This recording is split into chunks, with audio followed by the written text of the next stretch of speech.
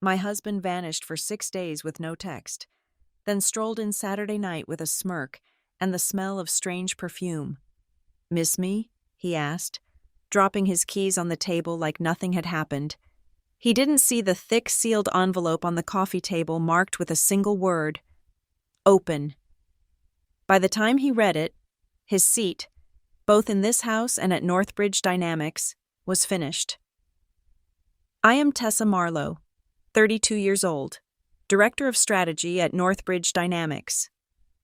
My office in Harborwyn overlooks the steel-gray water of the bay, a view I typically find calming. But not tonight, not for the last 144 hours. It began on Sunday. The silence was the first anomaly. Colin and I operated on a shared digital consciousness, as most couples do. Calendars synced, locations shared. It was efficient. Sunday, 9:00 p.m. He was supposedly driving back from a compliance seminar in the city's northern suburbs. At 9:15, his icon on Find My a precise blue dot I never checked vanished. "No signal," the screen declared. I called, straight to voicemail. "The subscriber you have dialed is not available. Not out of service area. Not battery died. A deliberate, powered-off click." I tried logging into our shared iCloud account to ping his laptop. Password incorrect. I tried again. Password incorrect. A cold, sharp clarity settled over me, a feeling I recognized from high-stakes negotiations when an opponent overplays their hand. He hadn't just lost his phone. He hadn't just run out of battery. He had actively, methodically, locked me out. This wasn't an accident. It was a departure. My husband is Colin Reddick, to the world, and specifically to Northbridge Dynamics, where we both built our careers. He is the moral compass. As head of compliance, Colin gives seminars on radical honesty and corporate transparency. He's the man who sends back a bottle of wine if the vintage is 1 year off from the menu description, citing accuracy. He's the man who, just last month, wrote a company-wide memo on the legal perils of undisclosed conflicts of interest. He is handsome, charismatic, and utterly believable. And he had just executed a digital disappearance with the precision of a Black Ops mission. Monday morning, I walked into the glass tower of Northbridge. The lobby hummed with its usual energy. I took the express elevator to the 44th floor, my heels clicking on the marble. I informed his assistant that Colin was unwell and would be working remotely. A lie, delivered with perfect composure. My entire day was a performance. I sat in meetings, analyzed risk projections for our upcoming acquisition, and smiled. Every 30 minutes, I would lock my screen and redial his number. Click, voicemail. My mind, trained to see patterns in chaos, began sorting the data. Fact 1. Colin was gone. Fact 2. It was deliberate. Fact 3. He chose a time just before the close of the Greylark acquisition, the single biggest deal of my career. Fact 4. He changed the iCloud password. This last fact was the loudest. It meant he didn't want me seeing something. Photos, emails, locations, all of the above. Tuesday, day 3. The house felt sterile. I was sleeping, but not resting. I was showering, but not clean. The silence was an entity, a cold presence in our minimalist apartment. I went to the office, more meetings, more smiles. People asked, "How's Colin?" I replied. "Feeling better. Thanks. Just cautious." Then, at 2:17 p.m., an email slipped past the Northbridge firewalls. It wasn't from a corporate account. It was a garbled string of letters from a Proton Mail address. The subject line was empty. The body contained only 4 words. "Are you safe?" My blood didn't just run cold. It froze. The message was not, "Have you seen Colin?" or "Is Colin okay?" It was, "Are you safe?" The implication was staggering. It reframed his disappearance from an act of infidelity or desertion to something else, a threat. It implied that whatever Colin was doing, I was in the splash zone, or perhaps I was the target. I tried to trace the IP, but it was routed through 6 countries. It was a ghost. I stared at the 4 words for 10 minutes. I did not reply. I forwarded the raw header file to a private, encrypted server. Then I deleted the original. I went back to the Greylark files. My focus became crystalline. Whatever was happening, my professional standing was my armor. I would not lose my career and my husband in the same week. Thursday, day 5. The silence from Colin was absolute. The noise from the Greylark deal was deafening. The final terms were being contested. I was on conference calls for 12 straight hours. I didn't leave my desk. I didn't eat. I just worked. My mind a clean, cold machine. I was Tessa Marlowe, director of strategy. I was in control. Friday, day 6, I walked into the main boardroom. The apex. On the 50th floor, the entire executive committee was there. The CEO, Ryan Vance, nodded at me. Tessa, this is your day. I presented the final strategy, the concessions, the profit models. I spoke for an hour, my voice even, my hands steady. The acquisition I had fought for, the one I had structured from scratch, was approved. I signed the documents. The ink was a deep, permanent black. My signature, bold and clear. As champagne was being poured, Ryan clapped me on the shoulder. Excellent work. Marlowe, truly, shame Colin's out sick for this. He would have been proud. He'll be thrilled when I tell him, I said, my smile as brittle and perfect as the glass in my hand. He was out sick, absent due to illness. The irony was so thick it was suffocating. I had just secured the future of Northbridge Dynamics, and my husband, the head of compliance, was missing in action, quite possibly engaged in an act that would destroy his... Saturday, I spent the day not waiting, but preparing. The apartment was cleaned. I paid our bills. I compiled a set of documents. I placed them in a thick 9x12 manila envelope. I did not seal it. I just left it on my desk. At 8:47 p. I heard the key. The sound was shockingly normal. The metallic scrape, the click of the tumblers. The front door opened. Colin Reddick walked in. He wasn't haggard. He wasn't apologetic. He wasn't relieved to be home. He was wearing the same Tom Ford suit he'd left in, but it was clean, pressed. His hair was perfectly styled, and he was smiling. Not a warm smile. It was a tight, self-satisfied smirk that didn't reach his eyes. He smelled faintly of expensive soap and a perfume that was not mine, something with gardenia and sandalwood. He tossed his keys into the ceramic bowl on the console table. I watched, silent, from the kitchen island. His wedding ring, a simple platinum band, was not on his finger. It was in the bowl, mixed in with the keys and loose change. He hadn't lost it. He had pocketed it. "Miss me?" he asked. His voice was light, arrogant, as if he'd just returned from picking up milk. I said nothing. I just looked at him. I registered the data points. The suit, the smell, the smirk, the ring. He sighed, a theatrical display of exasperation. "Look, I know you're angry." He walked past me, opening the refrigerator. My phone was stolen. Whole bag, wallet, laptop, everything. It was a nightmare. He pulled out a bottle of sparkling water. I needed to get away. I ended up at this spiritual retreat upstate. No phones, no email, just thinking. He turned to face me, leaning against the counter, the picture of casual confidence. Thinking about us, about this marriage. Things have been intense, you know? I knew he was lying. The story was full of holes. A stolen phone doesn't explain a preemptively changed iCloud password. A spiritual retreat doesn't explain the scent of amouage perfume. I walked to the sink, took a heavy glass from the shelf, and filled it with cold water from the tap. The sound of the water was loud in the silence. I placed the glass on the marble island in front of him, a simple, domestic act. He smiled, that same infuriatingly smug grin. "See? This is what I missed. You're always accommodating, still obedient. Tessa." His words hung in the air, a profound miscalculation. He believed my silence was weakness. He thought my stillness was forgiveness. He saw the glass of water as surrender. I turned and walked the 10 feet to my desk. I picked up the thick manila envelope. I walked back to the glass coffee table in the center of the living room, the one he was now sitting beside, and placed it down.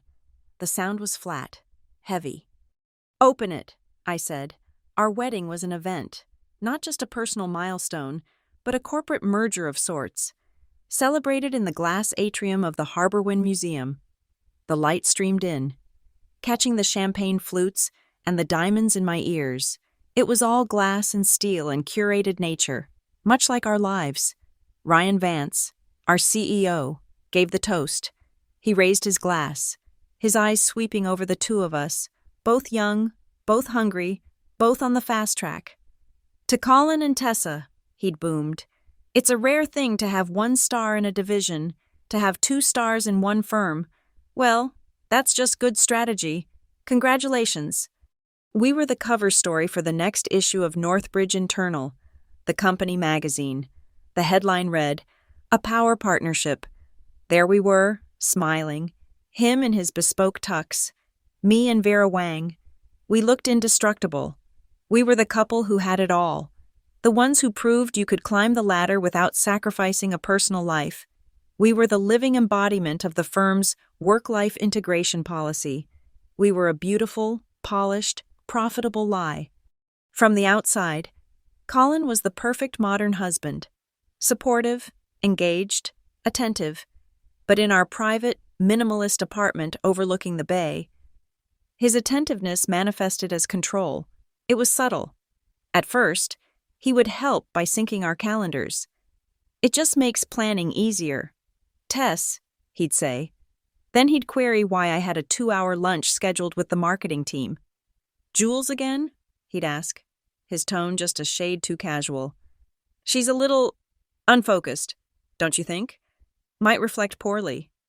He monitored my gym schedule. "You missed your spin class on Wednesday," he'd note, scrolling through his phone while I made coffee. "Everything okay? You seem stressed." It was always framed as concern. He managed our streaming accounts, changing the Netflix password monthly. "Just good data hygiene. Honey," he'd say, pecking my cheek. "You know my role." I knew his role, head of compliance, the iron gatekeeper, the man who held everyone else to an impossible standard of transparency while building a fortress around himself. About a year into the marriage, he came to me with a set of documents. "Tess, darling, I need a favor." He explained that as head of compliance, it was cleaner if he wasn't the primary signatory on certain holding accounts they used for operational expenses and vendor payments. "It's just for audit purposes," he explained, his pen tapping the signature line. "Keeps the lines of responsibility clear. You'll just sign off when I send you the batches. It's purely administrative." I was Tessa Marlowe, Director of Strategy. I understood complex financial structures, but this was my husband, the man who lectured on ethics. I trusted him. I signed. The accounts were in my name. But he held the login credentials. He prepared the reports. He told me what to approve. I was the signatory. He was the operator. I was the armor. He was the hand holding the knife. I mistook his addiction to power for simple ambition. They look so similar in a corporate environment. Ambition is about rising. Power addiction is about ensuring everyone else cannot. His work ethic was legendary. Every Tuesday night, without fail, he was at the office until at least 11 p.m. "SEC reports," he'd text. "The reporting burden is insane. Don't wait up." I'd make dinner for one, answering emails. Believing I was married to the most dedicated man at Northbridge, I believed we were a team, both sacrificing for a shared future. Now, I see those Tuesdays for what they were: a protected, recurring 4-hour window, a black box in our schedule, sanctioned by the excuse of his unimpeachable job. What audits was he really running? My best friend, Jules, who works in marketing and possesses a finely tuned bullshit detector, never liked him. We were having drinks at the Lumen, a dark bar with velvet curtains. When I mentioned Colin helpfully proofread an email I was sending to Ryan. "He didn't," she said, putting down her martini. What? He did? He just tightened up the language on the risk assessment. No, Tessa, he edited you. He's inserting himself into your communication with the CEO. It's icky. I'd bristled. He's just being supportive. Jules, we're a team. Jules had swirled the olive in her glass. Be careful. Tess, that's not teamwork. That's gaslighting. He's making you doubt your own voice. I dismissed it. I told her she was being dramatic, that she didn't understand the pressures of the executive track. I defended him, vehemently. It was easier to believe she was cynical than to believe my marriage was a strategic acquisition he was managing. My mother, of course, adored him. He was everything she'd wanted for me. He sent her flowers. He remembered the anniversary of her father's passing. He called her every other Sunday. He's such a gentleman. Tessa, she'd gush. A true Harbor Wind gentleman. You are so lucky. Lucky. I have a habit. It's not a personal diary, filled with feelings. It's a work journal. I've kept one since my first internship. A series of identical, black, hardbound moleskin notebooks. In them, I document meetings, who was present, who spoke, key decisions, project codes, data points, and verbal agreements. It's a strategist's ledger. I do it to track my own performance and to map the flow of information within the company. I write down dates, times, and direct quotes. It's a habit born of professional diligence. It was the habit that would later save me. I should have known what he was on our honeymoon. We returned from 2 weeks in Amangiri, a stark, beautiful landscape of desert and stone. We were tan, relaxed, and sorting through mail at our kitchen island. The next day, a locksmith came to the apartment. Colin had him install a new, biometric, high-security lock on the file cabinet in our shared home office, a cabinet where we kept joint tax returns, our mortgage documents, our passports. What's this for? I'd asked, testing my fingerprint. It didn't work. Oh, just upgrading security, he'd said, not looking up from his new laptop. I'll be storing some sensitive Northbridge compliance files here from now on. Can't be too careful. But it's our joint cabinet. He'd finally looked at me, his smile patient, as if explaining something to a child. It's a compliance responsibility. Tess, SEC regulations, you understand, I can't have anyone, not even you, having incidental access. It's a firewall, for your protection, really, and mine. He scanned his thumb. The light flashed green, a solid thunk as the lock engaged. He had locked me out, and he had done it in the name of transparency, the polished veneer of our marriage, like high-gloss paint on rotting wood, began to show its first hairline cracks. They were tiny, imperceptible to anyone else, but to me, they spiderwebbed. The first was a line item. It was buried in a cost center report for my division. One of the accounts Colin had asked me to put my name on for audit purposes. I was reviewing quarterly expenses when a charge stood out. 4,800 tas. From the Mariner's Quay, the hotel was a boutique outfit on the water, famous for its discreet, private bungalows and romantic packages. It was not where you took a client. The expense was categorized, clumsily, as client entertainment and lodging. Colin, the man who lived by SEC regulations, had filed a sloppy, almost arrogant expense report.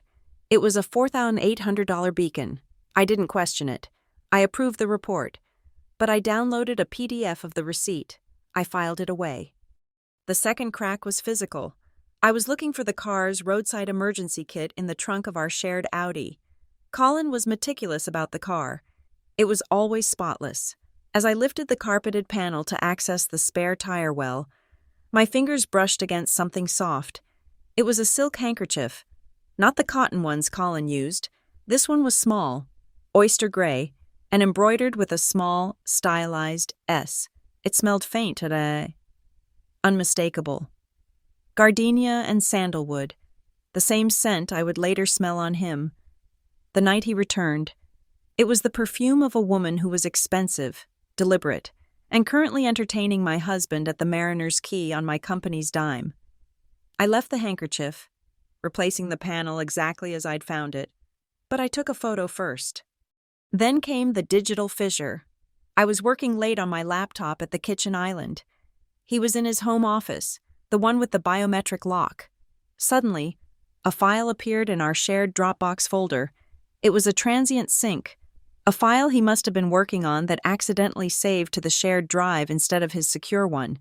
The file was named Gelda Holdings, Draft, XLSX. My pulse quickened. I clicked it open. It wasn't a Northbridge file. It was a ledger, a simple Excel sheet listing wire transfers between Gelda Holdings, an entity I'd never heard of, and 3 other LLCs. The amounts were substantial. The memo lines were coded. Consulting, data modeling, risk assessment. It was a ghost ledger. I saved a copy to a personal, encrypted USB stick, and then, from my computer, I deleted the file from the Dropbox. I watched it disappear from the shared folder. 15 seconds later, I heard the faint click of his office door. He walked out, stretching. "Working late, Tess?" he asked, his voice casual. "Just finishing the Greylark projections," I said, not looking up. He glanced at my screen. "Good. Don't forget to back it up." "I won't," I said. He had no idea I already had. The cracks were becoming tangible. I was now operating with a low, constant hum of adrenaline. I needed more. He was careless. But he wasn't stupid. I started looking in the obvious places he thought I'd ignore. Our shared iPad, the one we used for travel and streaming movies. He had an Apple Note, locked, titled Logistics. It required a password. I tried our anniversary. Password incorrect. I tried his birthday. Password incorrect. I tried the date we met. Password incorrect. I paused. What did Colin truly value? I typed in the date of the Northbridge merger, the one that gave him his title. Click. The note opened. It was short, a single line. Wednesday, Benso 4.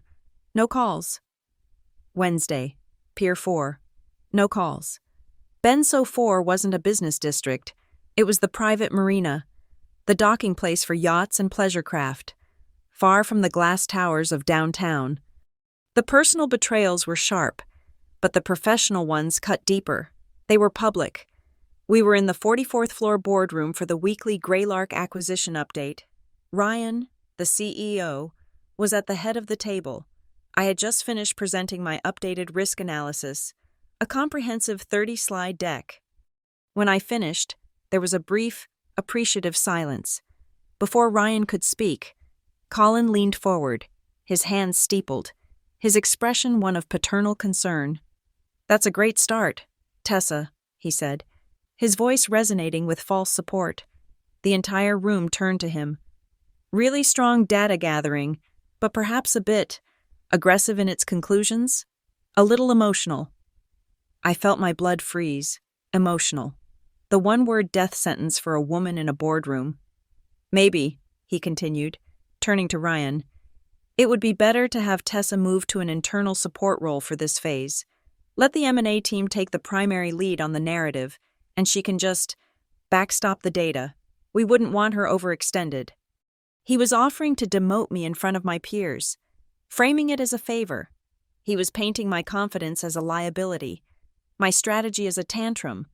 I saw the calculation in Ryan's eyes. He was weighing the optics. "No," Ryan said, his voice flat. "The analysis is sound. I want Tessa leading the final presentation to the board next week." I felt a small victory, but it was hollow. Colin merely smiled, a tight, "just trying to help" expression. "Of course, Ryan, just flagging a potential compliance concern." He escalated. The day before my big presentation, the one I'd worked on for 6 months, Colin sent a high-priority email to Ryan, the entire board, and me. Subject: urgent. Greylark presentation. Compliance. Hold team. I must respectfully request a 48-hour delay on the Greylark presentation. My department has flagged several potential disclosure irregularities in Ms. Marlowe's deck that require a full compliance review before they are presented to the board. We must ensure our internal controls are irreproachable. Regards, Colin Reddick, head of compliance.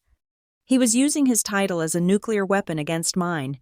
He wasn't just stopping my presentation, he was creating an official, permanent paper trail suggesting I, his wife, was a corporate liability.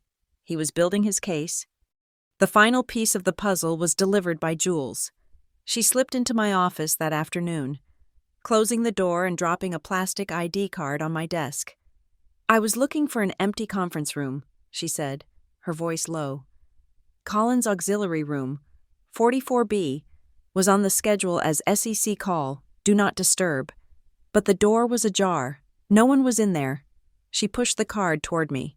This was on the table, next to an empty coffee cup. It was a Northbridge temporary visitor pass. The name printed on it was Sable Quinn. Underneath the name was the visitor's company, Greylark Ventures.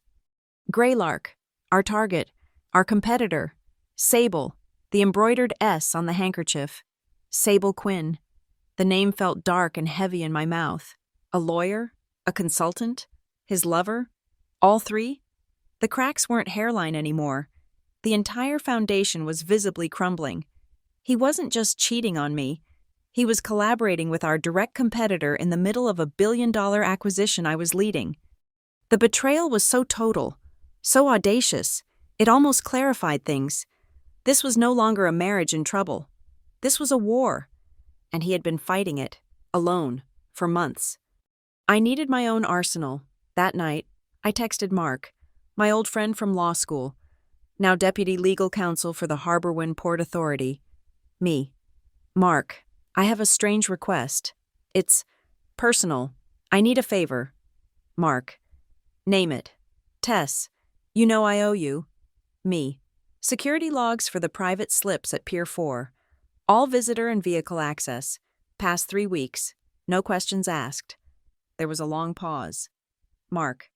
"It's a marital thing, isn't it?" Me. "Yes." Mark. "I'll have to pull them for an internal audit. You'll have an encrypted file by 9 a.m. Be careful. Tessa." My last act that night was to protect myself. I knew Colin, as head of compliance, had God mode admin access to the entire Northbridge network. He could read my emails, access my drafts, even wipe my drive and claim it was a security protocol.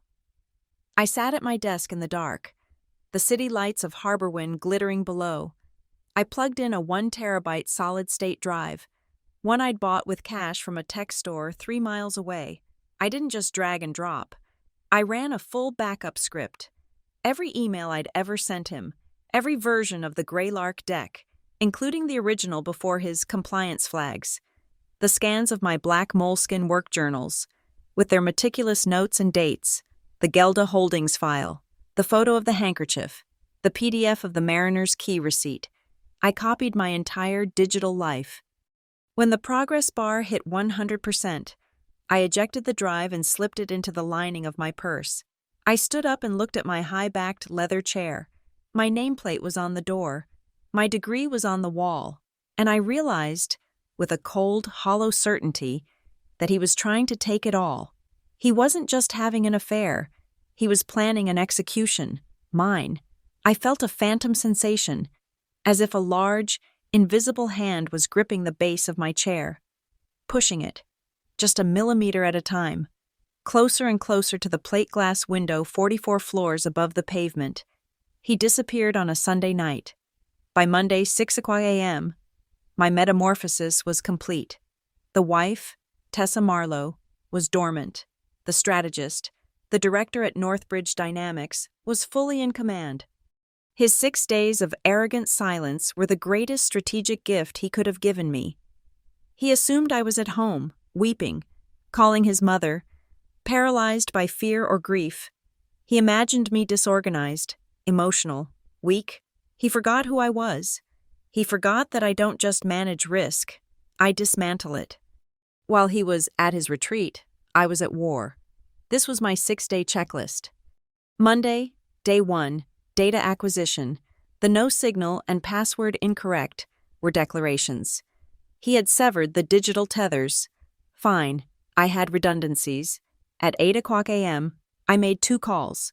The first was to a licensed private investigator. Not a smoky office divorce specialist, but a corporate intelligence operative I'd used twice before for discreet opposition research. His name was Kincaid. Kincaid, I said, my voice sterile. Active file, domestic, but with corporate implications, high priority. Understood. His voice was gravel. Target? Colin Reddick, my husband. I gave him the details, the timeline, the disappearance. I need data, not speculation. Where is he? He's smart, Ms. Marlowe. He'll be dark. He's arrogant, I countered. He'll assume he's the only one working.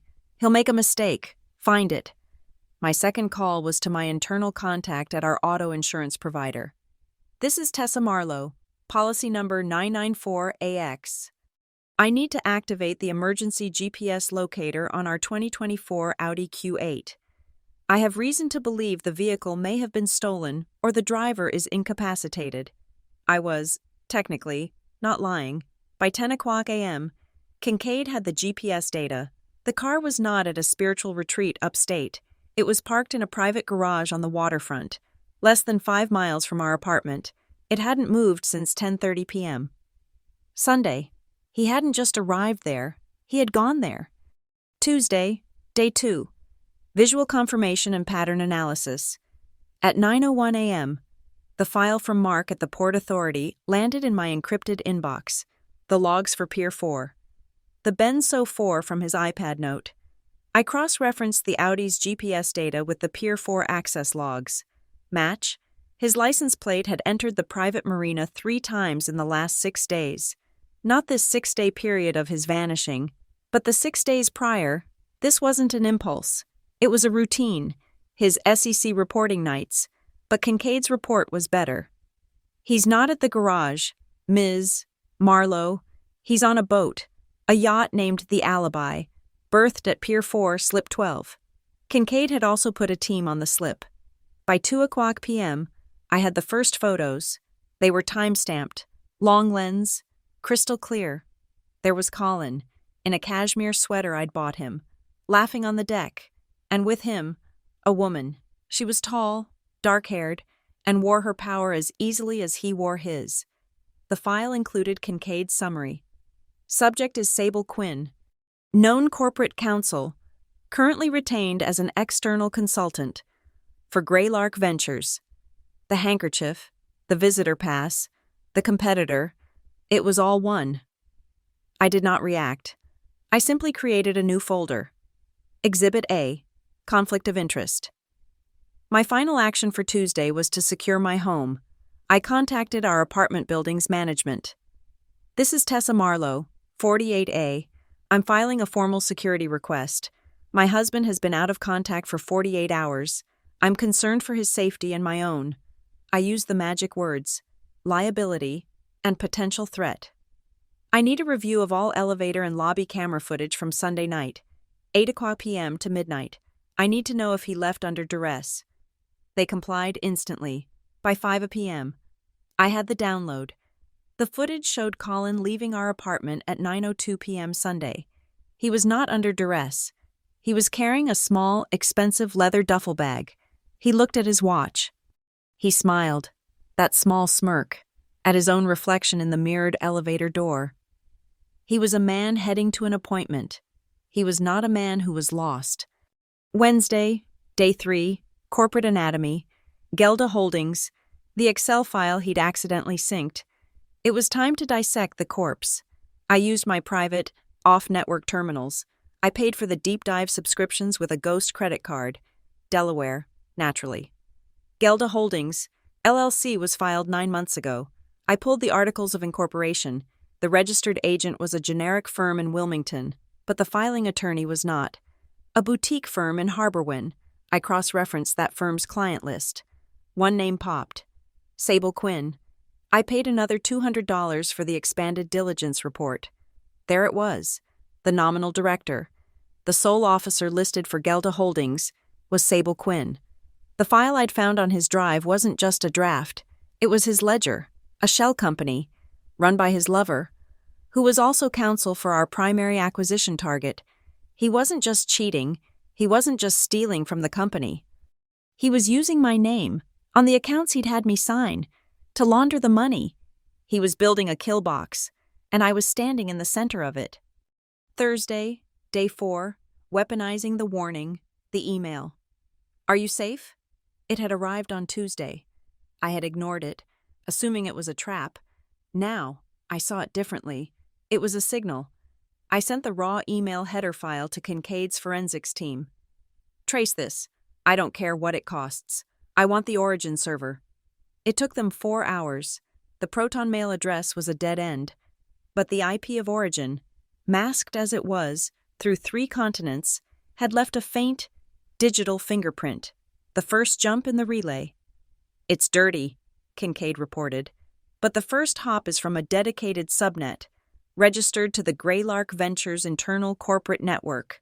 Sable. She had sent it. From inside her own firm. This changed the narrative. This wasn't just a conspiracy. It was a conspiracy with a weak link. She was afraid. Afraid of what? Of him. She was warning me. It meant she knew he was playing both sides.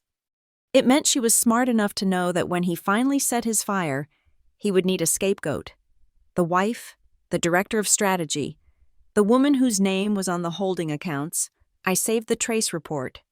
Exhibit B, Acknowledgement of Threat. Friday, day 5, the legal framework. I signed the Greylark deal. I smiled. I shook hands. I accepted the champagne. I was the star of Northbridge Dynamics. At 3:00 p.m., I walked into the offices of Adler, Shaw and Croft. They are not the lawyers Northbridge uses. They are the lawyers who fight Northbridge. I met with Eleanor Shaw.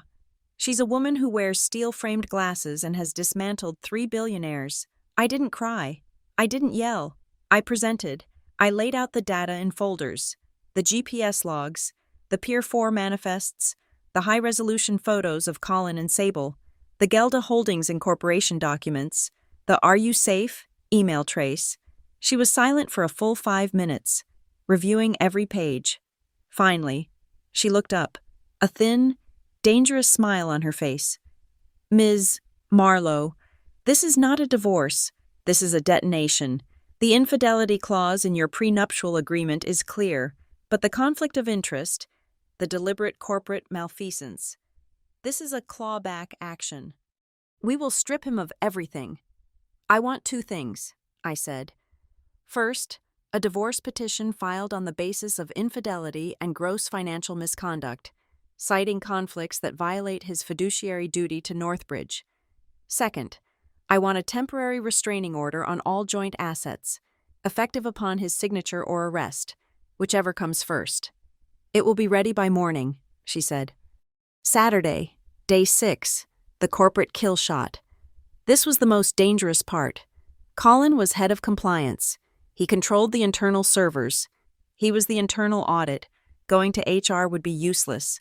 Going to Ryan, our CEO, would be a mistake. Ryan liked Colin. He'd want to handle it quietly. He'd want to protect the firm, which meant protecting Colin and silencing me. No. This required a move he could not counter. I identified the 3 independent directors on the Northbridge board, the ones who had no operational role, whose entire function was to police the C-suite, a retired federal judge, a tech CEO from Silicon Valley, and a former division head of the SEC. I spent the morning assembling a 28-page packet. It was concise. It was factual. It was irrefutable. Page 1. Executive Summary of Material Risk. Page 2. Timeline of Colin Reddick's undisclosed activities. Page 3. Exhibit A. The Greylark Conflict. Photos, logs. Sable Quinn's visitor ID. Page 4. Exhibit B. The financial vehicle, Gelda Holdings, LLC, linkage to Quinn. Page 5. Exhibit C. Internal sabotage. A copy of his compliance hold email on my Greylark deck, set against the timeline of his meetings with Sable. I did not mention the divorce. I did not mention the affair. I framed this purely as an existential threat to the company, orchestrated by its highest-ranking ethics officer.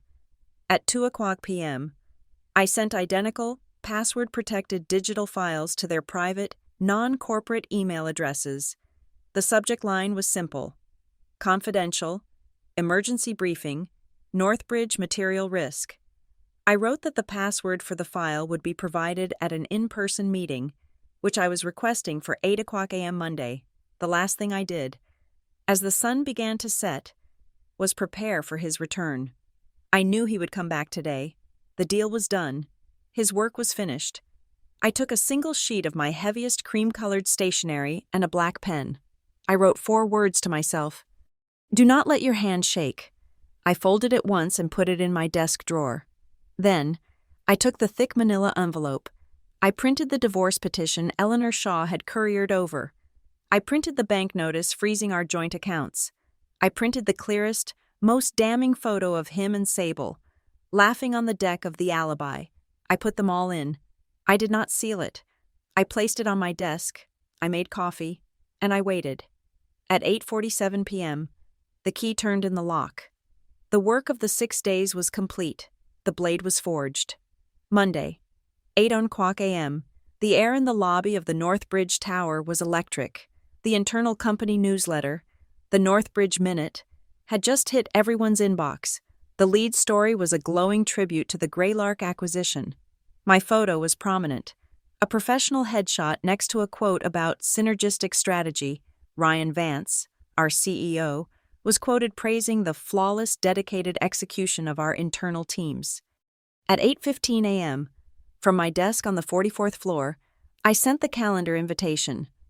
The recipients were a surgical selection: Ryan Vance, CEO, our general counsel, Colin Reddick, and most critically, the 3 independent directors from the board, the retired judge, the tech CEO, and the ex-SEC chief, all of whom had confirmed my 8 o'clock a.m. request. The subject line was a torpedo. Urgent. Emergency meeting on material risk and compliance failure. The location: the Apex boardroom, 50th floor. The time: 9 o'clock a.m. I arrived at 8:50 a.m. to set up the presentation. The room was a glass box, overlooking the whole of Harborwyn. The table was a single, 30-foot slab of polished black mahogany, so reflective it looked like a dark pool of water. I plugged my encrypted hard drive into the lectern. I did not load it onto the network. I would run it directly from the drive. The attendees filed in. The general counsel looked nervous, sniffing at an unexpected legal fire. The 3 directors entered together, their faces impassive, taking seats opposite the main screen. They knew. Ryan Vance strode in last, looking annoyed. "Tessa," he said curtly, "this had better be worth pulling me from the Greylark integration call." Then Colin walked in. He was the picture of confidence, the man in charge. He wore a crisp white shirt and a striking royal blue tie, the color of trust. He had his own leather-bound notebook. He wasn't walking into an ambush. In his mind, he was conducting one. He took the seat directly opposite me, the power seat, and gave me a look of practiced pity. "All right, Tessa, let's get on with this," Ryan said, tapping his pen. Before I could speak, Colin raised his hand, his voice smooth and authoritative. "Ryan, I'm glad we're all here. I believe I know what this is about." He turned his gaze on me. It was cold. "We've had a significant data integrity issue. It's become clear that sensitive pre-acquisition data from the Greylark deal, data originating from Tessa's own strategy division, has been leaked. We've been tracing it all weekend." He looked at me, his eyes full of false concern. "Tessa, we need to discuss your data security protocols. We need to talk about your leak." The air crackled. He had just drawn his weapon. He thought I was there to confess, or to be exposed. He thought the Gelda file was my crime, not his. I looked at him. I gave him nothing. "Thank you, Colin," I said, my voice flat. "But you've misunderstood the agenda." I clicked the first slide. The 12-foot, high-definition screen behind Ryan lit up. It wasn't a spreadsheet. It wasn't a graph. It was a high-resolution, long-lens photograph. Colin, on the deck of a yacht, Sable Quinn, in a white linen dress, her hand on his arm. They were laughing. "The alibi," I said. "Birthed at Pier 4. On the left side of the screen, I populated the data. Pier 4 access logs, Audi Q8, license plate 44, TRD. The dates and times of his 3 SEC reporting nights. On the right side of the screen, HR records, official sick leave request, C. Reddick. The timeline perfectly matched the 6 days he was missing, the 6 days he was on that boat. Ryan swore under his breath. The general counsel stopped writing. Colin, to his credit, barely flinched. He laughed. It was a dry, arrogant sound. "Ryan, are we serious? This is embarrassing. This is a domestic dispute. My wife is clearly unstable." He waved a dismissive hand at the screen. "Those are faked. Photoshop. She's jealous. This is a private matter, and I'm frankly appalled she's wasting the board's time with it." He was good. He was painting me as the emotional, scorned wife. The oldest, most effective play in the corporate handbook. "I'm not here to discuss your affair, Colin," I said, my voice cutting through his performance. "I'm here to discuss your conspiracy." I clicked to the next slide. The room went silent. This was not a photo. This was a flowchart, a clean, devastating map of his crime. It was the Gelda Holdings ledger, visualized. A box on the left, labeled Northbridge Ops Account, signatory, T. Marlowe, operator, C. Reddick. An arrow pointing to the center box. Gelda Holdings, LLC, sole director, Sable Quinn, counsel, Greylark Ventures. A third arrow pointing to a box labeled Offshore Associate, Greylark, L.P., and a final, damning arrow, pointing to a box that read, Purchase, 500,000 put options, NBD, execution, 48 hours prior to Greylark deal announcement. Ryan, who had been leaning back in his chair, slowly sat forward. His face was pale. He understood. Colin was betting against his own company, using me as the signatory, his lover as the vehicle, and our acquisition as the trigger. "This," Colin sputtered, his voice suddenly 2 octaves higher. This is proprietary data. This is fabrication. You hacked my files. This is a criminal breach." The retired judge, one of the independent directors, spoke for the first time. Her voice was quiet, but it commanded the room. "Ms. Marlowe, this is a very serious allegation. What is the source of this data?" All eyes were on me. "The original file, Gelda Holdings, draft, was accidentally synced by Mr. Reddick to a shared cloud drive," I said. "But the data validating it, the wire transfer confirmations, the account origination forms, all came from logs stored on Mr. Reddick's own compliance department servers. I simply filed a standard cross-departmental data request, as was my right as a director. All data was retrieved in accordance with Northbridge's own internal data retention policies. The policies, he wrote. I had used his own rules, his own fortress, to acquire the evidence." Colin's face was ashen. The tan from the yacht was gone. "She's twisting this. She's the one who signed on the accounts. She's framing me. Ryan, look at the signature line. It's her." "He's right," I said. "It is my signature, which is why I had to be certain of the intent." I didn't click to a new slide.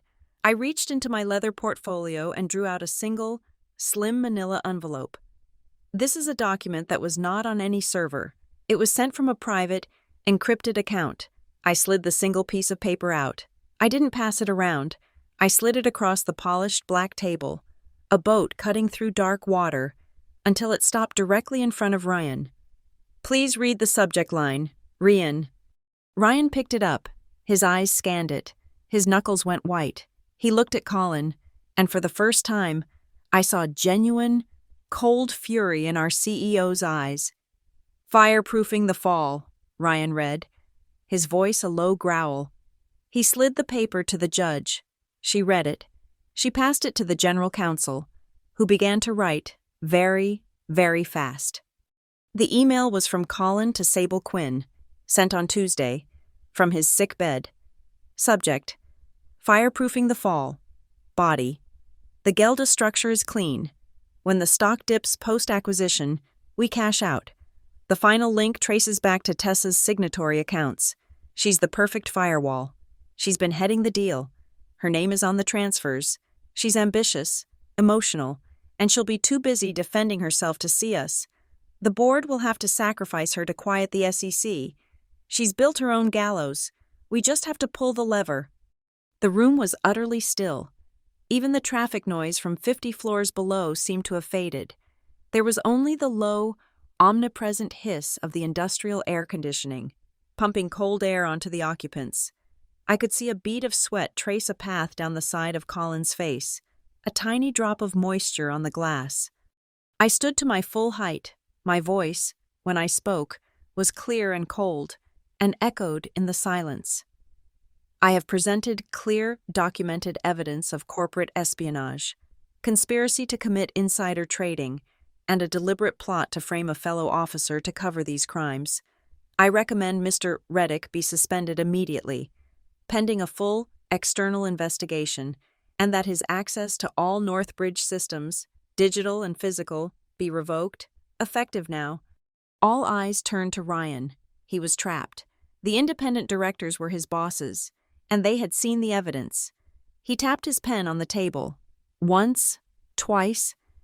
He looked at Colin, his face a mask of cold disappointment. Colin, tap. You are suspended for 30 days. Effective immediately. Your access is revoked. Hand your badge and your company phone to security on your way out. You will have no contact, none, with any Northbridge employee. He slammed his pen down. We are done here, Ryan's words. We are done here. Hung in the sterile, refrigerated air. Security, already alerted, was no doubt on its way. The general counsel was packing his briefcase, avoiding eye contact with anyone. The directors were gathering their papers. It was over. But Colin wasn't moving. He remained seated, his hands flat on the black mahogany. He had been pale, but now a strange, dark flush was creeping up his neck. He looked at Ryan, at the directors, and then at me. And he smiled. It was not the smirk of the night before. This was the rictus grin of a predator cornered, the kind that bites its own leg off to escape a trap. No, he said, his voice quiet, conversational. We're not done. He reached into his suit jacket, the one I'd bought him at Nordstrom, and pulled out a small, silver USB stick. He didn't just place it on the table. He threw it. It skittered across the polished wood, glinting under the recessed lighting, and stopped directly in front of Ryan's half-empty water glass. You want to talk about material risk, Ryan? Colin said, his voice rising, gaining that familiar, authoritative boom. You want to talk about data leaks? He pointed at me. Ask her. Ryan looked at the USB stick, then at me. Colin, this is over. It's not, Colin shouted, standing up so fast his chair screeched against the floor. You've all seen her presentation. Now you'll see mine. While I was absent, I wasn't just on a boat. I was investigating her. That's the real reason I was dark. I was closing the net on a threat. He nodded at the USB. That drive contains proof that Tessa Marlowe, our director of strategy, has been systematically leaking proprietary data, my compliance data, my reports, to an unauthorized third party. She's not the victim. She's the source. Read it. The room froze. This was a stunning, audacious reversal. He was accusing me of high treason, of the very thing he'd just been suspended for. The independent directors, who had been standing, slowly sat back down. The retired judge looked at me, her face unreadable. Ryan, looking exhausted, picked up the USB. What is this, Colin? A document? A video, Colin said, his voice dripping with venom. Evidence. Play it. Or are we only allowed to see her evidence today? This changed the stakes. The directors couldn't leave. To ignore a counter-allegation of this magnitude was a breach of their own duty. All right, the judge said, her voice sharp. Play it. Rian sighed, slid the USB to our IT tech, who had been standing by silently. Put it on the screen. The screen flickered. The corporate logo was replaced by a grainy, dark video. It was clearly spy footage, shot from a phone. The location was a bar. I recognized it instantly. The lumen, the dark velvet curtains, the Art Deco light fixtures. It was Jules's favorite spot. The video, clearly shot from across the room, showed me sitting in a booth. I was talking to a man. I recognized him, too. A mid-level partner at Greylark, someone I knew peripherally. The timestamp in the corner was fake, a cheap digital overlay, but the meeting itself was real. It was from 3 weeks ago. Then, the audio kicked in. It was a low hiss, but my voice was discernible, though it sounded wrong, tinny. The final numbers are soft, my voice said. Just push the price. We need to close early. Get it done before Ryan sees the Q4 projections. I'll cover the exposure from my end. A cold shock went through me. It was my voice, but not my words. It was a digital, deep-fake audio, clumsy but effective, layered over the silent video of me having a 10-minute old-fashioned with an industry acquaintance. My God, Rian whispered. The ex-SEC director, the one who had been on my side, was now frowning, his brow furrowed in deep, troubled lines. Tessa, is this real? It's a lie, I said, my voice sharp. It's her voice, Colin yelled. She's been playing you all. She wanted the Greylark deal so badly she colluded with them. Then, when she realized I was onto her, she built this fantasy about me to save herself. The room was spinning. He had prepared for this. He had manufactured a parallel narrative, a shield of mutual assured destruction. If he was going down, he was taking me with him. This meeting is on pause, Rian said, holding up a hand. His face was gray. I want to review this. I need to think. This was the moment, the pivot. The pause was a death sentence. It gave Colin's lie time to breathe, to settle. It turned my hard data into he said, she said. No, I said. Everyone looked at me. We don't need to pause, I said, my voice a sudden, cold calm. I reached into my bag and pulled out my personal laptop. Not the company one. I opened it. Tessa, what are you doing? Rian snapped. I ignored him. I hit a single hotkey on my phone. It speed-dialed. Jules picked up on the first ring. Jules, I said, my voice low and fast, turning away from the microphone on the table. The lumen. 3 weeks ago, the night with the Greylark guy. I need the full security feed, not the 2-minute clip. The entire hour. The original. What? Tess, what's going on? No time. Colin's here. He has a doctored version. I need the original. Now. I know the manager. He owes me. Give me 90 seconds. The line went dead. I turned back to the room. Colin was watching me. That smirk fully restored. He thought I was bluffing, scrambling. Making calls. Tessa? He mocked. Trying to get your co-conspirator to cover for you? I said nothing. I just looked at my laptop. The room was silent. 1 minute, the hiss of the air conditioning, Ryan rubbing his temples, the judge watching me, her eyes like steel chips, a ping, an email notification, a large file attachment. Thank you, gentlemen, for your patience, I said. I agree with Mr. Reddick. We should examine the evidence, all of it. I turned to the IT tech. Patch me in. I have a second file. The tech, wide-eyed, hooked my laptop to the main display. Let's review, I said. I pulled up Colin's video file. This is Mr. Reddick's evidence, a 2-minute clip, grainy, shot from a distance, with a very clear audio track of me committing collusion. I then split the screen. On the right, I opened the file Jules had just sent me. And this?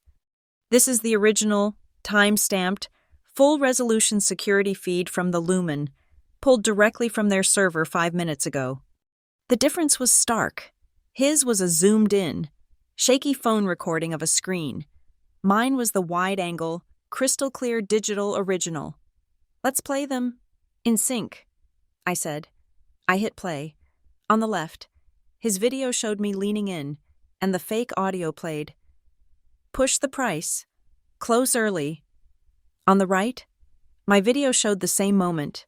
Me, leaning in, my mouth moving, but the ambient audio of the bar was clear. What was I actually saying? I unmuted my file. "So my advice is to get your CFA. Seriously, my entire team has it." The fabricated audio was a complete lie. "A simple audio dub," I said. "Crude, but effective." "Prove it," Collins snarled. "That's your fabrication." "I don't have to," I said. "The video proves it for me. Colin, you were always so focused on the target. You never checked your periphery." I paused both feeds. I took the cursor and zoomed in on my feed. The original one. Not on me, not on the Greylark partner. I zoomed in on the large, antique mirror behind the bar, a mirror that reflected the entire room. "There," I said, and there he was, reflected in the glass, standing half hidden behind a velvet curtain and a structural pillar. It was Colin. He was holding his phone up, filming me. "The whisper," I said. The audio he used to create that fake track was likely just him, recording his own voice in a quiet room, describing what he wished I was saying. Colin's face, for the first time, went completely, utterly blank. The smirk, the anger, the confidence, it all evaporated. He looked hollow. Who gave you that?" he whispered. It was no longer a performance. He was stunned. "You did," I said, my voice cutting through the room. "I brought up a new screen, a log file. When you decided to build this little counter-narrative, you had to get the original footage from the Lumen. But you couldn't just ask for it, so you used your God mode admin privileges at Northbridge to issue a fake compliance subpoena to the bar's security provider, claiming a breach of corporate assets at that location. You routed the file through the Northbridge compliance server, and then, from your own admin account, you created this new, doctored version." I pointed to the log on the screen. "Creation timestamp. Yesterday, 4:17 p.m. Author, C. Reddick. Admin. Source file. Lumen feed full, MP4. New file. Tessa a leak final, MP4. I looked straight into his dead eyes. "You forgot that as head of compliance. Everything you do is logged. I just pulled the log. You gave me the original. You gave me the doctored copy. And you gave me the digital receipt showing you, and only you, were the one who altered it." The retired judge took off her glasses. She looked at Ryan, then at the general counsel. "This," she said, her voice shaking with cold fury, "is not just a suspension. This is a malicious, intentional fabrication of false evidence against a corporate officer. This is a criminal matter." As if her words were a cue, the heavy doors to the Apex boardroom swung open. It wasn't security. It was two men and a woman in severe, dark blue suits. They were not from our firm. "This is a private meeting," Rian barked, standing up. The woman in the lead, Eleanor Shaw, my own lawyer, stepped forward. She wasn't smiling. "Mr. Vance, I'm Eleanor Shaw, outside counsel retained by the independent directors of this board," she nodded to the judge. "This is a legal preservation team." She turned to Colin. The men flanked her. She placed a thick bound document on the table in front of him. "Mr. Reddick, you are hereby served with a data preservation order and a notice of pending litigation. You are not to touch, alter, or delete any data, personal or professional. Your network access has already been terminated. A forensic team is at your home. A second team is at Pier 4. Colin Reddick looked at the document. He looked at the lawyers. He looked at me. His hand, which had been flat on the table, slowly curled into a fist, gripping the sharp edge of the mahogany. His knuckles were white, and for the first time since I'd met him, the smug, knowing, terrible smile was completely gone. The ride down in the elevator was silent. We stood 6 feet apart, a chasm of polished steel and glass between us. The security guard, the one who usually smiled at me, stared straight ahead, his jaw set. Colin's corporate access card had been deactivated before he even reached the lobby. His phone, a brick in his hand. We took separate cars. I drove the Audi, the one his GPS had betrayed. He must have taken a taxi, because he arrived at the apartment 10 minutes after I did. I was standing at the kitchen island, the same place I had been on Saturday, when he used his key for what he had to know was the last time. The door opened. He didn't have his suit jacket, just his crisp white shirt, now rumpled, and the royal blue tie, which he'd loosened at the throat. His face was a ravaged, pale mask. The arrogance, the confidence, the smirk, all of it had been flayed from him in the Apex boardroom. He was just a man, stripped bare. He saw me and stopped. He didn't speak. He walked past me, into the kitchen, and opened the refrigerator, his hand shaking. He grabbed a bottle of water, just as he had on Saturday. This time, his hand was trembling so badly he fumbled the cap, dropping it onto the marble floor. It skittered away. He didn't pick it up. He leaned against the counter, his back to me.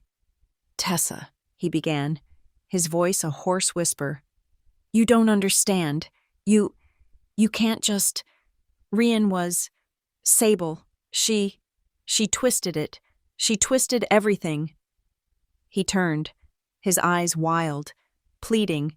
This was the explain phase, the desperate, final narrative spin of a man with no cards left. "She was obsessed with me. Tess, she's unstable. The Greylark thing. That was her. She used me. And the file. The fireproofing email. I didn't write that. She must have hacked me. You know she could. You have to believe me. We can fix this. We can go to Ryan. Together. We can..." I didn't say a word. I let his lies, thin and pathetic, hang in the silent, sterile air. I let him see that they had no power here. When he finally ran out of breath, his chest heaving, I walked to the glass coffee table. I picked up the manila envelope I had prepared that morning, the one I'd left here before I went to the office to end his life.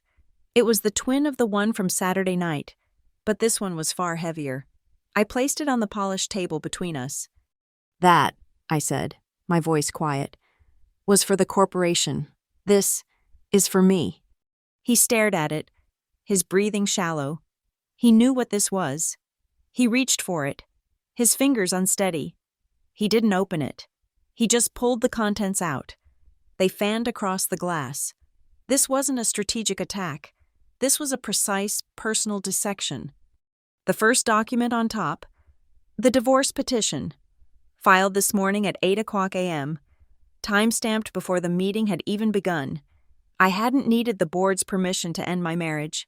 The petition cited adultery, breach of fiduciary duty, and gross professional misconduct. Tucked beneath it was the appendix. This was the proof I hadn't needed to show the board. The personal poisons, the high-resolution, 8x10 glossy photograph of him and Sable Quinn, not on a boat, but at the Mariner's Quay.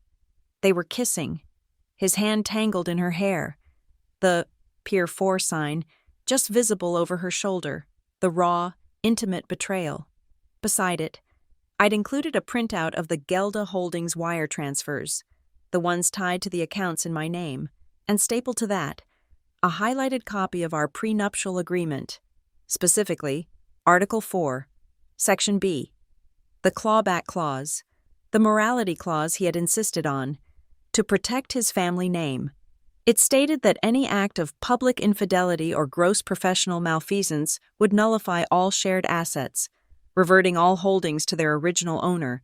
He had built his own trap, and I was simply springing it. The next document was a single sheet of paper from our bank, a legal notice, executed by my lawyer at 9:32 a.m., the moment Ryan announced his suspension. It confirmed all supplementary credit cards in his name were frozen.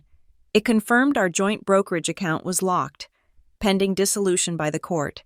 It confirmed the lease on the Audi Q8, a company car tied to his role, was terminated. and a repo team would be collecting it within the hour. Then, the corporate correspondence, a crisp, formal letter from Northbridge HR, delivered by courier while we were in the boardroom. It wasn't the 30-day suspension Ryan had offered. The board, guided by the judge, had overruled him. It was a suspension effective immediately without pay. Pending the results of the external criminal investigation, they were cutting him off completely.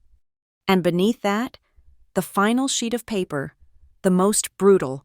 It was a letter from the building's management company, a formal notice to Colin Reddick, unauthorized tenant. It stated that the corporate lease for apartment 48A was held solely in the name of Tessa Marlowe, as part of my executive compensation package, as he was no longer an employee of Northbridge Dynamics, and at the request of the primary leaseholder, he had 48 hours to vacate the premises. He sank onto the sofa, the papers sliding from his lap. He had no job, no money, no car, and in 2 days, nowhere to live. He picked up the 8x10 photo of him and Sable. He just stared at it, his face blank. She was just, he whispered, as if in a trance. She was your co-conspirator, I said, my voice devoid of emotion. And she was smarter than you.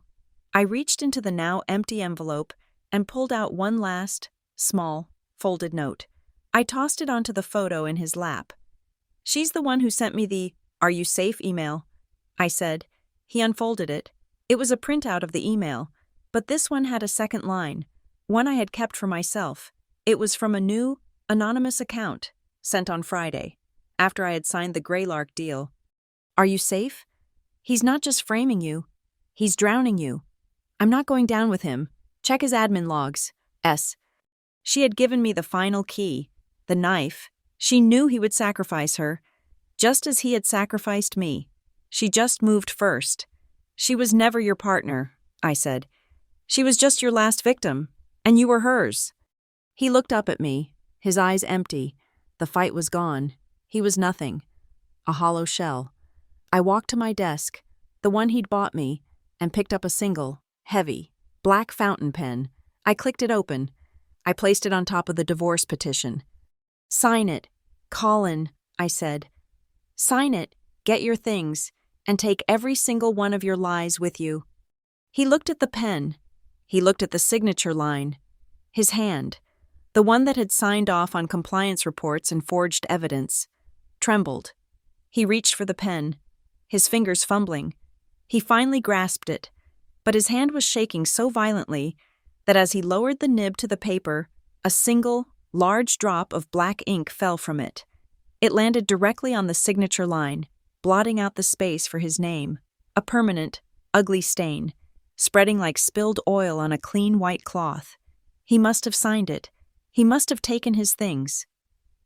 When I woke up on Tuesday morning, the apartment was just as I had left it, only emptier. The heavy fountain pen was lying on the coffee table, capped. The ink stain on the divorce petition was dry, a permanent, ugly blot. But beneath it, his signature, jagged and angry, was complete. He was gone. The 48-hour notice had been a formality. He knew he couldn't stay. I made coffee, my hand perfectly steady. The adrenaline of the past week, the cold, calculating fury, had receded, leaving behind a sterile, crystalline calm. I was no longer a wife. I was no longer a victim. I was, once again, simply Tessa Marlowe. At 6:01 a.m., my phone lit up. It was the internal automated email from Northbridge Communications. Subject: a message from the board of directors. It was a masterpiece of corporate obfuscation. It spoke of our commitment to transparency and ethical oversight. It mentioned an internal review, now escalated to an independent, external investigation regarding potential compliance irregularities. It announced that the executive overseeing the compliance division has been suspended, pending the outcome of this review. It didn't name him. It didn't have to. At 6:02 a.m., the real news broke. The Harborwind Chronicle, the city's financial paper of record, had clearly been fed the story by one of the directors. Their online headline was faster, sharper, and brutal. Northbridge compliance chief suspended amid allegations of market manipulation. They used his name, Colin Reddick, head of compliance. They detailed his role as the company's chief ethics officer. They connected the suspension to the recently closed high-stakes acquisition of Greylark Ventures. The unmasking was public. It was permanent. There was no way back. I watched the pre-market trackers. NBD stock flickered, dipping 2.8% in the first 10 minutes of trading. The sharks were circling. Online analyst forums lit up. They were piecing it together. The Greylark deal, the compliance chief, the whispers of undisclosed conflicts. A prominent financial blogger used the phrase that would define the scandal: antagonistic trading. Had Northbridge's own compliance head been actively betting against his own firm? Greylark Ventures, caught in the blast radius, issued its own statement by 7:30 a.m. It was vague, defensive. Greylark is aware of an internal matter at Northbridge Dynamics. We are monitoring the situation and will cooperate fully with any and all regulatory inquiries. They were already building a wall between themselves and the incident, between themselves and Sable Quinn. I finished my coffee, showered, and selected my suit. It was a steel gray Armani, a suit that was not so much clothing as it was armor. Today was the Northbridge quarterly update for analysts and the press. I had considered not going, hiding, but I was the director of strategy. I was the architect of the Greylark deal. My absence would be an admission of guilt, a confirmation that the rot had spread. I had to face them. When I walked into the auditorium on the 10th floor, the room was packed. It wasn't just the usual financial analysts. The press was here, cameras lining the back wall. They smelled blood. I took my seat in the front row. Ryan Vance was at the podium, looking ashen. His voice strained as he read the standard financials. He skipped the usual corporate cheerleading and moved quickly through the numbers. Then he came to the Greylark deal. The integration of Greylark Ventures is on track, he said, his voice a low monotone. The strategic synergies are already being realized. To speak more on this, I will turn it over to the architect of that deal, our director of strategy, Tessa Marlowe. A murmur went through the room. I stood up. I walked to the podium, my heels clicking on the stage. The lights were hot and white, blinding me to the faces in the dark. I could feel, rather than see, the hundreds of eyes on me, the focus of the cameras. I did not look at Ryan. I looked straight ahead. At the red exit sign at the back of the room, I delivered my presentation. I spoke of integration timelines, profit models, and market expansion. My voice was even, cold, and confident. I was Tessa Marlowe, Director of Strategy. I was the flawless, dedicated execution the newsletter had praised just 24 hours earlier. I was the face of stability. When I finished, I made the mistake of saying, "Any questions?" Hands shot up, dozens of them. Rian, from his seat, pointed to a man in the third row. "Damien Croft, Harbor Wind Chronicle," the man said, his voice amplified by the microphone. "Ms. Marlowe, a follow-up on the Greylark deal. Your name is the signatory on the strategy, but your husband, Colin Reddick, was just suspended for, and I quote, manipulating that same deal. Can you speak to this profound and, frankly, shocking conflict of interest? Were you aware of his activities?" This was the question, the one that would define everything. The room was so quiet, I could hear the hiss of the air conditioning. The same sound I'd heard in the Apex boardroom. I gripped the sides of the lectern, my knuckles white. I had prepared for this. "I understand the concern," I said, my voice clear, cutting through the silence.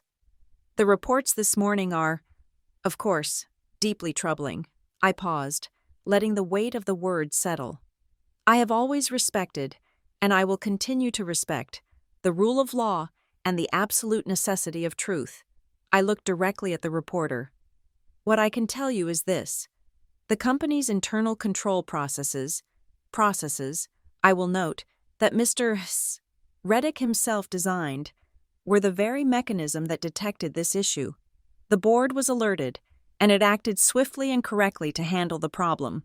I leaned forward, just slightly. The rest is a personal matter, and it is in the hands of my legal counsel. Next question. I had drawn the line. I had validated the company, validated the process, and walled off my personal life in a single, clean statement. I had not called him my husband. I had referred to him by his name, a problem the processes had handled. The reporter sat down. The room, sensing the door had been slammed, moved on. The next question was about Q4 earnings projections. The crisis, for now, had been navigated. As I walked off the stage, Ryan wouldn't meet my eyes. But my phone buzzed in my pocket. It was a text from our head of PR, a woman I respected. It contained a single word: Bravo. I checked the stock ticker, NBD, which had been down almost 3%, had rallied during my presentation. It was now up 1.5%. The market didn't just hate uncertainty, it loved a clean execution. It loved a survivor. I returned to my office on the 44th floor. It was quiet. Colin's office, down the hall, was dark. A security guard was posted outside it. I sat at my desk, the adrenaline finally leaving me, making me feel heavy. An email alert popped up, not on my corporate account, on my private, encrypted one. The sender was an anonymous Proton mail address. The subject: testimony. I opened it. It was from Sable. I'm ready to testify. He was going to pin it all on you. He told me he'd fireproof me, but he was building my gallows right next to yours. Greylark just terminated my consultancy. I have the original wire transfer instructions he sent from his personal email. I have texts. I'm not going down for him. She was offering me an alliance. The final, damning piece of evidence. The old Tessa, the wife, might have felt a flash of solidarity. The strategist saw only poison. Replying to her, coordinating with her, would make me a co-conspirator in her survival, tangling my clean victory in her dirty fight. I did not reply. I forwarded the entire email, with its raw headers, to Eleanor Shaw. My note was simple. Add this to the file for the district attorney. No contact from my end. My hands would remain clean. Then, my phone began to ring. The screen lit up. Colin Reddick, mobile. I stared at it. The audacity. After this morning, after the Chronicle, I let it ring. It went to voicemail. A minute later, it rang again, and again, and again. I watched it ring, each call a desperate, useless echo. I checked my call log. 12 missed calls. A voicemail icon appeared. He had left a message, against my better judgment. I picked up the receiver and pressed play. I expected yelling. I expected pleading. I expected threats. I heard nothing. It was 30 seconds of dead, empty air, not even breathing, just the faint, hollow static of an open line in a silent room. It was the sound of a man who had nothing left to say, no new lie to spin. It was the sound of absolute zero. It was the sound of the pier. The pier. After the tide has gone out and all the boats have left, a hollow, useless space. I stood there, listening to the nothing. This was the final blow, the last move. My silence in the face of his. I deleted the voicemail. I blocked his number. I turned back to my monitor, where the Greylark integration plan was waiting. I had work to do. Tuesday afternoon, I was in my office, approving the new integration budget, when Ryan's assistant called. Ms. Marlowe, Mr. Vance requests your presence in conference room 36B. It's regarding the ongoing disciplinary review. Is my presence required? I asked, my voice flat. Mr. Reddick has insisted, the assistant said, her voice tight with professional discomfort. He claims you are a material witness to his defense. He was still fighting, still trying to pull me down into the wreckage with him. He was a drowning man, clawing at his rescuer. I picked up 2 items from my desk, my phone, and a slim cream-colored business envelope. Room 36B was not the Apex boardroom. It was a cold, windowless internal room designed for depositions and terminations. The lighting was fluorescent, humming, and unforgiving, painting everyone in a pale, sickly light. They were all there. Rian, at the head of the table, the general counsel, the retired judge, acting as the board's independent observer, and Colin. He was seated on the far side, next to a sharp-faced lawyer I didn't recognize. He was wearing a different suit, one I didn't buy. He looked like he hadn't slept in 48 hours. His eyes were bloodshot, but they burned with a desperate, rabid defiance. When I walked in, he visibly straightened. He thought my presence was a victory. "Tessa," Ryan said, his voice heavy with fatigue. "Thank you for coming. Mr. Reddick has requested your presence. He feels you can provide context." "I'm here as an officer of this company," I said. I took the seat directly opposite him. The empty expanse of polished laminate stretched between us. I placed the thin, cream-colored envelope on the table. It made a small, sharp, solitary tap. Colin's eyes darted to it. "What's that?" his lawyer asked, his voice predatory. "More fabricated evidence?" "A personal matter," I said, my voice as cold as the room. "A copy of the court's acknowledgement, filed this morning, validating the clawback clause in our prenuptial agreement. Just context." Colin's lawyer's face tightened. He hadn't known. That was a blow Colin had saved for himself. The general counsel cleared his throat. Reading from a prepared summary, the external investigation had been swift. They had Sable's full testimony. They had the server logs. They had the bank records for Gelda Holdings. "The findings are conclusive," the lawyer read, his voice a monotone. "A pattern of deliberate falsification of evidence, a clear and malicious conflict of interest, and unauthorized, conspiratorial contact with an external competitor. Greylark Ventures, for the purpose of market manipulation, the board." "This is ridiculous!" Colin suddenly slammed his hand on the table. "You can't just—" "Rian!" He turned to our CEO, his eyes pleading. The defiant man was gone, replaced by a desperate boy. "Rian, you know the pressure I was under. The pressure we were under.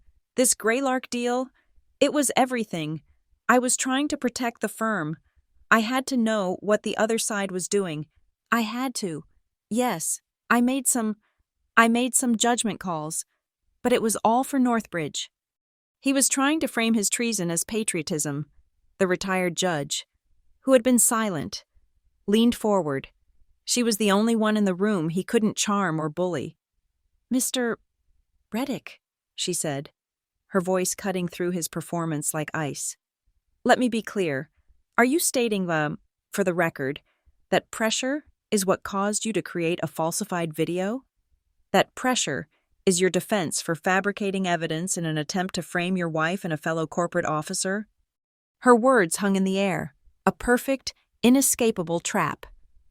Colin saw the exit close.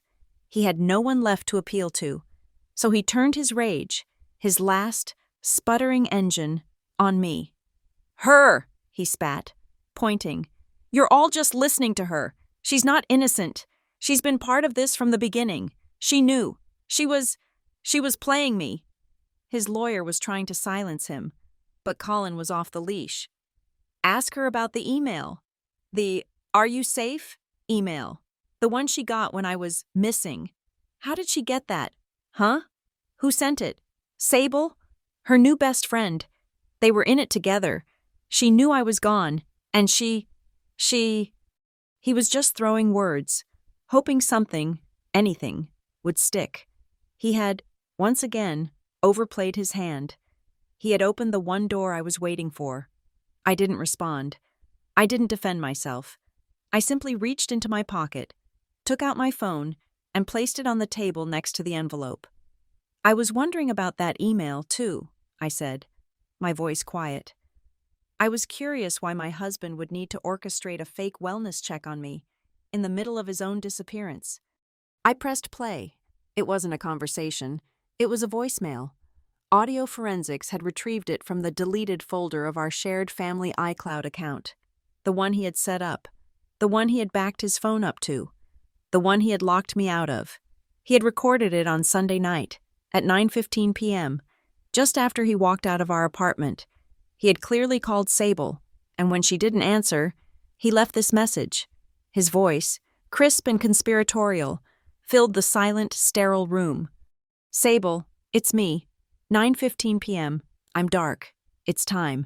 Send the "Are you safe?" ping to Tessa's private email, the one we discussed. We need to start the paper trail that she's unstable. Make it look like the threat is external. Just send it. Don't call me. I'll be at the pier in 20. The audio file clicked off. Silence. No one spoke. No one moved. His own lawyer was staring at the table, his pen held motionless in the air. The only sound in the dead quiet room was the low mechanical hiss of the air conditioning vent, pumping cold, indifferent air onto us. It was the sound of a system purging, of a machine resetting, the snap. It wasn't loud. It was a small, clean, internal sound, like the breaking of a bird's bone. It was the sound of the last thin support of his entire world giving way. Rian Vance closed his leather notebook. He didn't look at Colin. He looked at the general counsel. The findings of the external investigation are confirmed by this. New evidence, Ryan said, his voice flat, devoid of all emotion. He was no longer a mentor or a colleague. He was an executioner. He looked at Colin. Colin Reddick, you are terminated from Northbridge Dynamics, effective immediately, for special gross misconduct. Your file and all evidence, including this recording, will be referred to the district attorney's office and the SEC. Colin's lawyer started to speak. Now, Rian, I think that's premature. But I wasn't listening.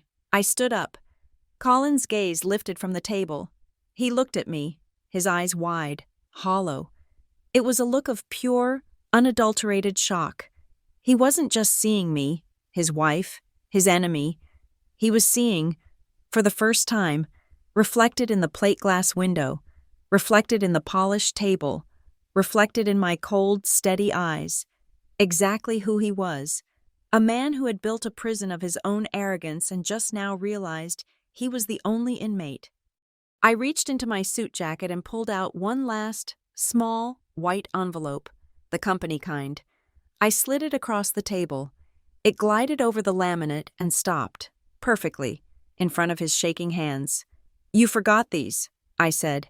Inside, I knew, were his now voided corporate ID and the key to our apartment, the one he had used for the last time, his last remaining tethers to the life he had. His chair made a faint scraping noise, as if he was collapsing under his own weight, but I didn't wait to see it. I was already standing.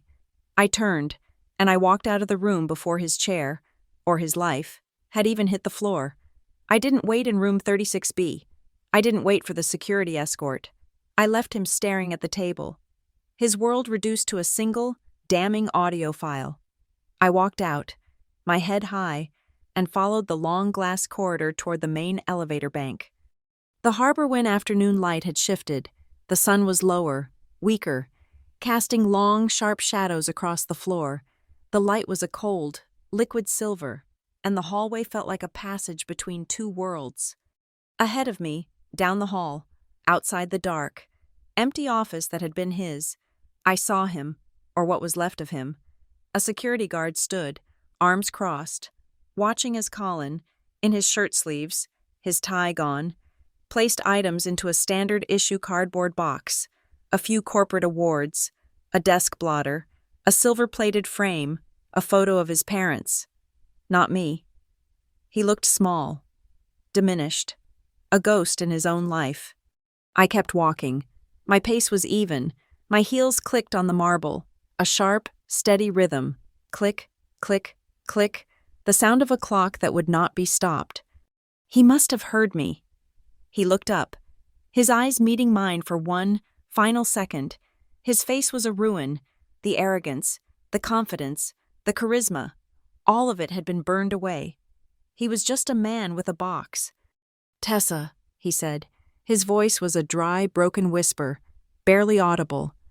"Tessa, we, the last desperate pronoun of a man who no longer existed as a pair, the final attempt to pull me into his failure. I didn't stop. I didn't slow my pace. I didn't even turn my head.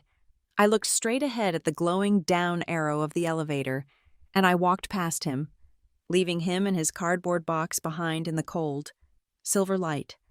My phone vibrated in my hand as I reached the elevator bank. I pressed the button. I looked at the screen. 2 messages, arriving at the exact same moment, as if the universe itself were closing the file. The first was from Eleanor Shaw. Court has accepted the full filing. The TRO is permanent.